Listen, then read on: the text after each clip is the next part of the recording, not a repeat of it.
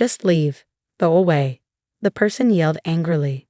Stand still outside, you silly, useless old lady. I'm feeling really cold. Can you please open the door?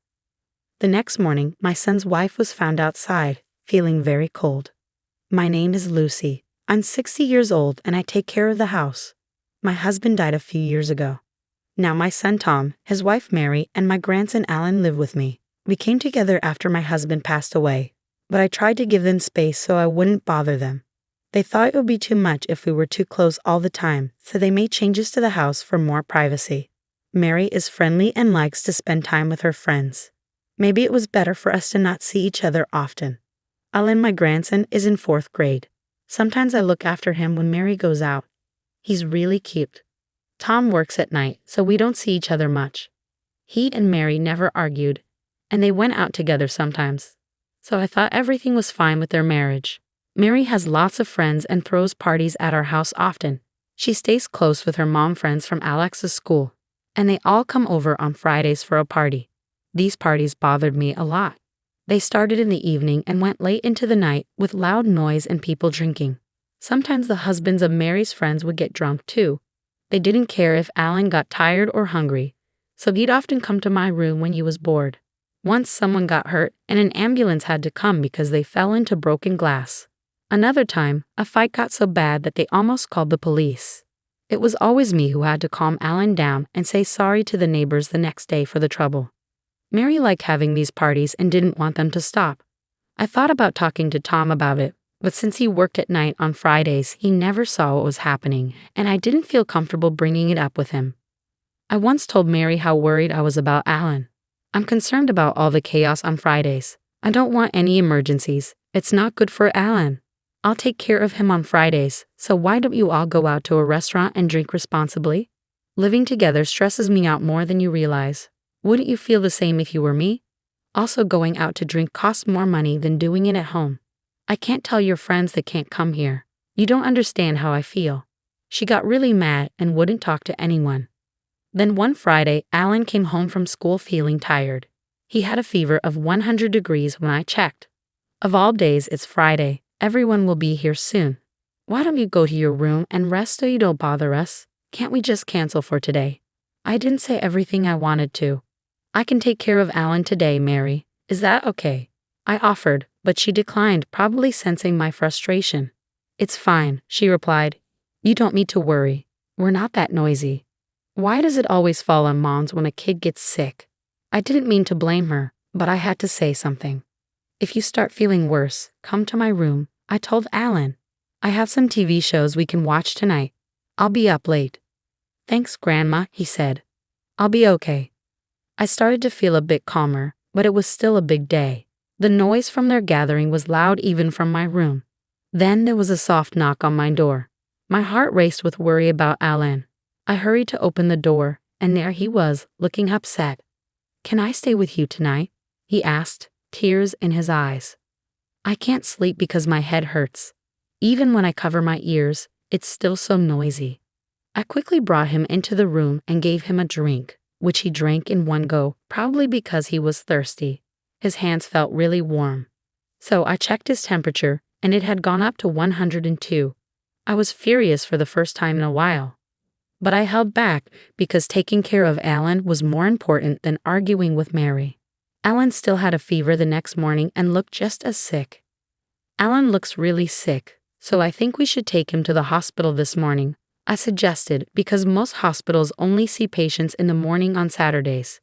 But Mary couldn't get out of bed, probably because she had been up late drinking the night before. Don't worry, it'll get better soon. You'll be fine, right? She said, still half asleep and not even looking up from her bed. Alan replied, but it was clear he wasn't okay. He's had asthma since he was little, so he's more likely to have asthma attacks when he's sick. As I watched him, worried he might have an attack, he started to wheeze, just like I had feared.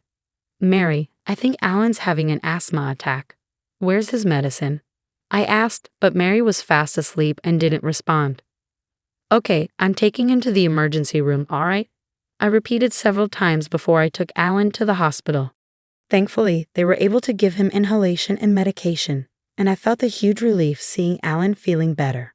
When Mary woke up that evening, she exploded. Don't be selfish. He didn't need to go to the hospital. How much did going to the emergency room cost you? I can't believe it. I tried to talk to you so many times, but you were too drunk to wake up. Can't you just stop drinking when Alan is sick? He was in a lot of pain. Fever is normal for kids, and it's already gone, so it wasn't a big deal. Asthma flare-ups happen too. Don't spoil him just because he's your grandson.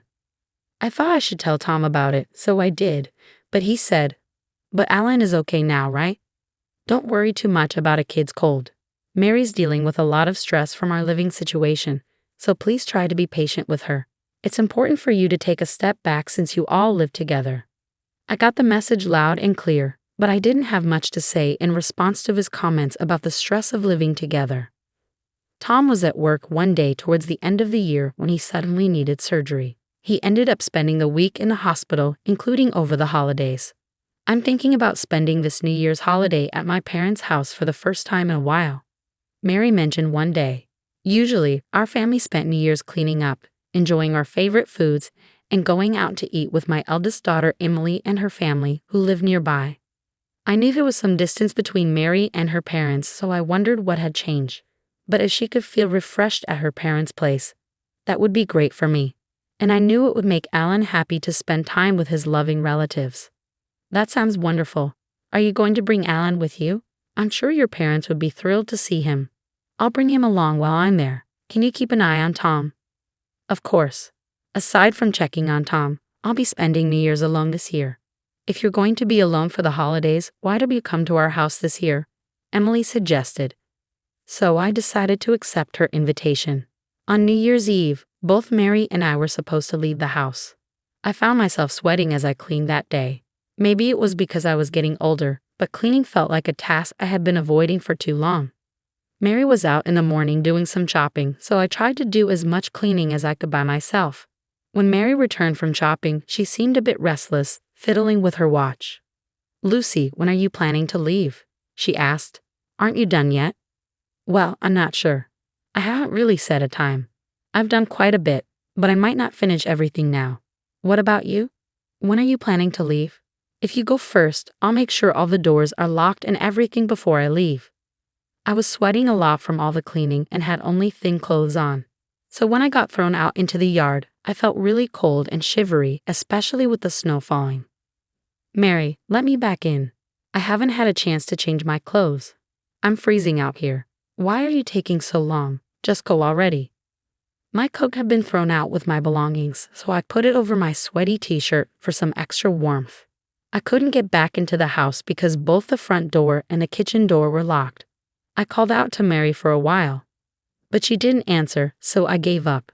With no other choice, I decided to take a train to Emily's house. When I arrived, Emily was surprised to see me in such light clothes. "What's wrong?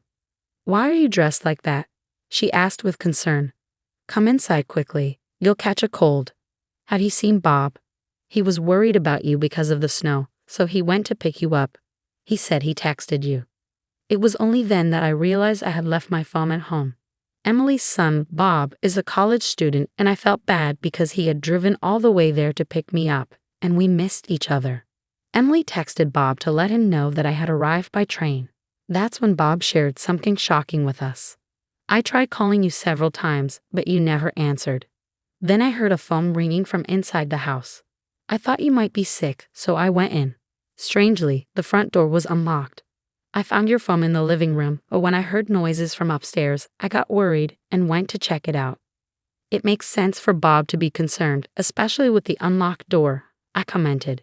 "Then I saw Mary and some man I didn't know hugging in the bedroom," Bob added. "What? But Mary was supposed to be at her parents' house with Alan," I exclaimed, surprised by the unexpected revelation. I was stunned and stood still for a moment. Suddenly, they leaped off the balcony and disappeared into the yard, covered in a comforter. I ran after them and searched the yard, but they were gone. "They had escaped. You let them get away?" Emily asked incredulously. "I don't think they got hurt. There were bushes and snow on the ground," I explained. I locked the second-floor door and was about to leave when I heard a noise from the next room and found Alan. "Alan was small enough to hide behind Bob," Emily remarked. I'm sorry, my mom told me not to leave my room until after the new year. Alan was in his room surrounded by snacks and juice. I brought Alan here because I thought he'd have more fun and be more comfortable, Mary explained. I made sure to lock the front door. The spare key is under the flower pot. I'm glad nothing has changed since I was a kid. You did a good job of locking the door, Mom. It's time to talk to Tom about the future. Let's play some games, Alan. The two happily left the room. I'm not interested in Mary's affair right now. They can work it out on their own, but I can't forget what she did to Alan, I muttered. We spent the night relaxing with Emily and the others because it was already late. The next morning, Emily, Bob, and I returned home. We decided to leave Alan with Emily's husband. When we arrived home, we saw Mary standing at the front door. She was barefoot, trembling, and wrapped in a comforter. Aha, there you are. You locked me out, she exclaimed. Mary shivered in the cold, her teeth chattering as we went into the house to warm up. At that moment, I couldn't even bring myself to speak to her. But eventually, once Mary had stopped shivering, I decided to break the silence. I heard from Bob. Who were you with on the second floor? I asked. What are you talking about? You must have the wrong idea, Mary replied defensively. And Bob, what were you doing breaking into someone's house? Why didn't you use the intercom? I added. I noticed a pair of men's shoes near the entrance. But are those Tom's? Let me go ask him, I said. Well, there was actually a burglar in the house, Mary admitted hesitantly. I was about to explode with anger when something surprising happened. It was a close call. That's serious. I think we should call the police, Emily suggested, pulling out her phone. Wait, I see what you're trying to do. All right, you caught me. So who is that man? I demanded. Mary hung her head in silence. Weren't you two together when you jumped off the balcony? What happened to him? Where is he? I pressed further. He left a while ago, Mary replied quietly. She seemed shocked to be abandoned by the man she was having an affair with. She had spent the whole night barefoot, wrapped in a comforter, while he had gone home. Oh, so he left you? That's unfortunate. Bob's words struck a nerve, and Mary's face flushed with embarrassment. How could you neglect Alan like that? Were you planning to lock him in the room while you had your fun? I'm not interested in your affair, but I can't forgive you for what you did to Alan. I expressed my anger. I agree with her. At his age, he can manage on his own just fine.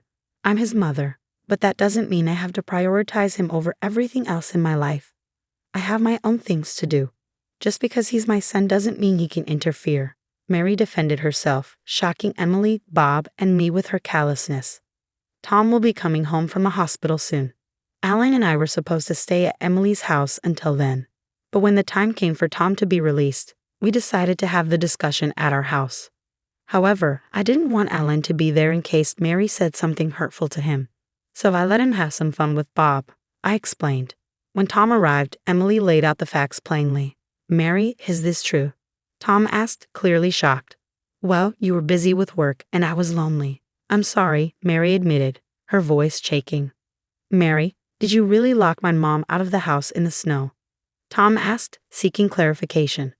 No, that's not what happened. And what about locking Alan in the room while you were having an affair? I interjected, unable to contain my anger. Tom, didn't Mom tell you about the Friday night parties? Why didn't you and Mary talk about it? Alan spoke up, surprising us all with his maturity.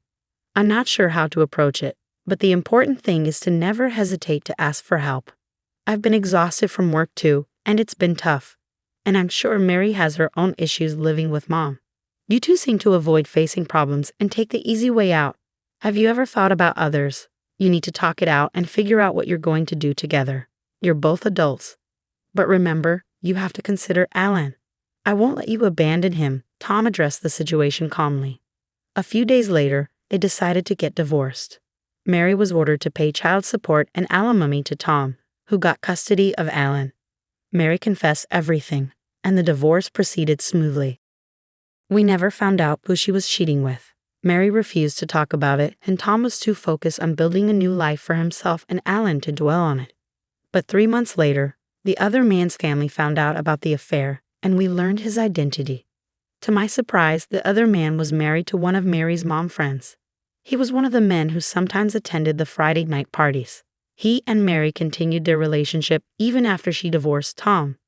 The reason Mary agreed to the divorce so easily was that she didn't want anything about the parties to be revealed. I can't understand how she could stay with someone who left her out in the cold like that, I mused. Despite having to pay child support and alimony, Mary stayed with him. The other man's wife demanded alimony and that Mary cut ties with him. As I pondered, I couldn't shake off the thought of the unlocked front door that day. They had been so preoccupied with their affair that they forgot to lock it. If it had been locked, Bob would have definitely used the intercom. I told Bob that even if the door was unlocked and he suspected there was a burglar, he shouldn't have gone in because he could have been in danger. I was worried about Grandma, Alan explained. Those two would have been in for a surprise if a cop had shown up out of nowhere and caught them cheating. I'm not experienced enough, Bob admitted. Well, he can be a bit of a goofball, but he always tries to lighten the mood and treats Alan like his own brother, Emily explained, acknowledging Bob's loyalty. Mary had a wide circle of friends, and news of the affair spread quickly among them. Eventually, she left the area, probably finding it too difficult to stay in the same city. It seemed that her group of friends gave them a hard time until they decided to move. They're trying to make ends meet in their new place. They have to support Alan, pay alimony to Tom, and also pay alimony to his ex-wife. Mary's relationship with her parents is strained, and she's working tirelessly with no support, I explained. She called our house once. I'm so sorry, she said. I'm lonely and I'm struggling because I have no one to turn to. Please forgive me. Please help me. It's one thing to want to see or talk to Alan, but it's another to try to avoid taking responsibility for what she did, I thought bitterly. The children of Mary's friends gave Alan a hard time for a while because of Mary's actions. Tom managed to talk to their parents and the kids, and they were able to resolve things among themselves. But I can't help but wonder how much it hurt Alan to have his mother disappear and then be bullied by his own friends, I said sadly. I thought about telling Mary how much Alan is struggling, but I doubt she would care, I admitted. Is that all you wanted to say? Emily asked. Don't contact me, I replied firmly before hanging up the phone. I've moved in with Tom and Alan. There have been challenges, and there will be more to come, but we'll face them together. Tom has also cut back on his work hours to spend more time with Alan. I'm grateful to Emily and her family for all their support during this time, I concluded gratefully.